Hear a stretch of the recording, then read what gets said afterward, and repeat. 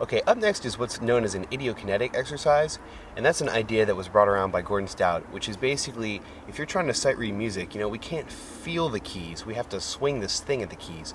So he has a lot of exercises in his book, Kinetics, that basically deals with feeling the distance between notes without actually looking. So I took this concept, and I took one of the themes from Prism by Keiko Abe, one of my favorite 2-mile pieces ever, and I kind of combined them all together to make this swarm up called Space Invaders. And your goal here is not to be looking at the mallets that are moving around. Everything's centered on D, and then your mallets gradually go out farther and farther and farther. And you don't want to look. You don't want to be like this the whole time. You want to stare at the D and just feel the distance out. Now, I'm a little rusty on this one, so sorry if I missed a few notes, but here it is, Space Invaders.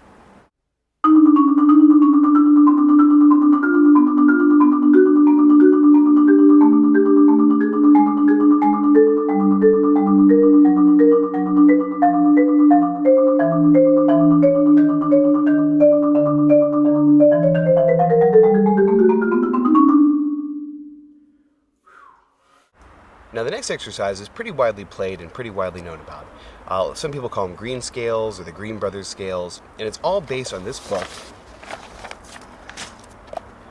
the George Hamilton Green Instruction Course for Xylophone, which is ancient, but it contains a lot of really great ways to develop your ragtime technique.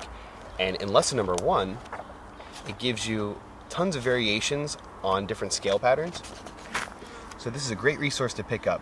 If you're really bored with how you're playing scales right now, he has like a billion variations here of all these different scale patterns you can work on. And that's kind of what this exercise is based off of, and it's pretty widely known. However, I will say that I put a check pattern in the first bar because I feel it's important to get your hands moving and identify, like, am I using the same technique with both hands when I first start out, and then move into the scale pattern. Because I think what a lot of people fall into in this exercise is the very beginning of it. Your right hand's moving a lot. You have the C, E, G, E, C, E, G, E. It's doing this. But your left hand actually isn't doing very much. It's just kind of hitting the D twice, and it's hitting the F twice. So it's not really doing a whole lot. But your right hand's kind of like spazzing out all over the place. And particularly if you warm up with this exercise first, your right hand is kind of getting more flexible, but your left hand's kind of getting lazy and just kind of like moving a little bit. So I feel like setting up the check pattern is important, and then you can really get your hands flying.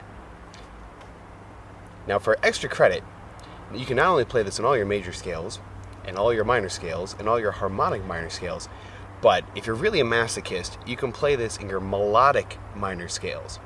So it's different on the way up than it is on the way down.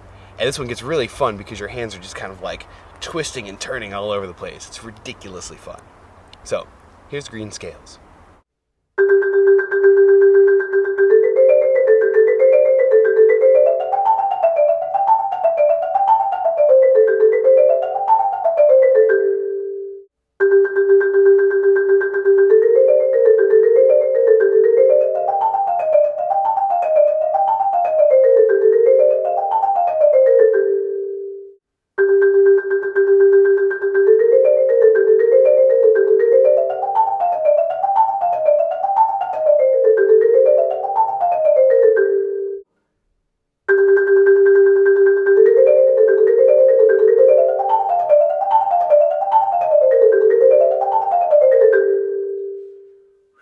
Is it mosquito? Don't bite my face.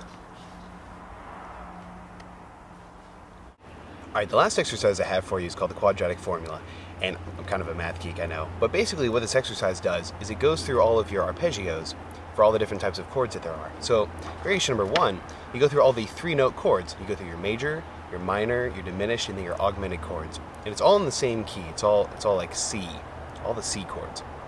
And I forgot a variation on here where you do that in 2 octaves, but whatever. Now, the second version of this is you go through all the 4-note chords. And so you go through your major 7th, and then your dominant 7th, and then your minor 7th, and then your half diminished 7th, and then your fully diminished 7th, and then I throw in some 9ths and 7ths and 13ths and stuff kind of at the end. And that one's fun.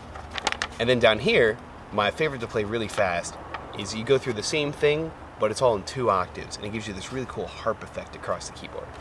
And this is great to play in all 12 keys, and it really lets your ear identify how a chord is constructed. And that's why I call it the Quadratic Formula. It's laid out in a very formulaic manner. It's like, oh, here's a major, and then to get to minor, now we're going to lower the third. Okay, cool. It's all like kind of building the chords in a formulaic manner. And what this is great for is training your ear to hear that stuff when you listen to music. Especially if you play Bach, you're like, man, that chord's really cool. What is that? And after you play this for a while, your ear will pick up, oh, that's a half diminished 7 chord. That's probably the coolest chord I've ever heard on the face of the earth. So here it is, the quadratic formula.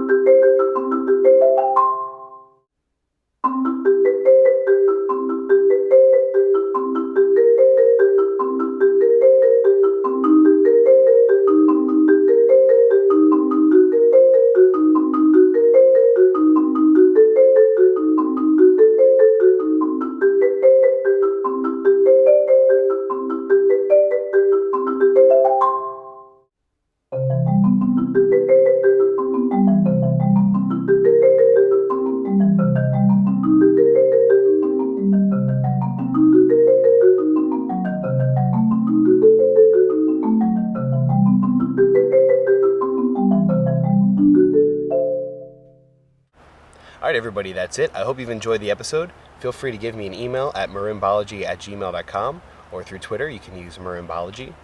Feel free to give me your feedback, your suggestions. Just be like, hey man, what's up? How's it going? You know, anything you want.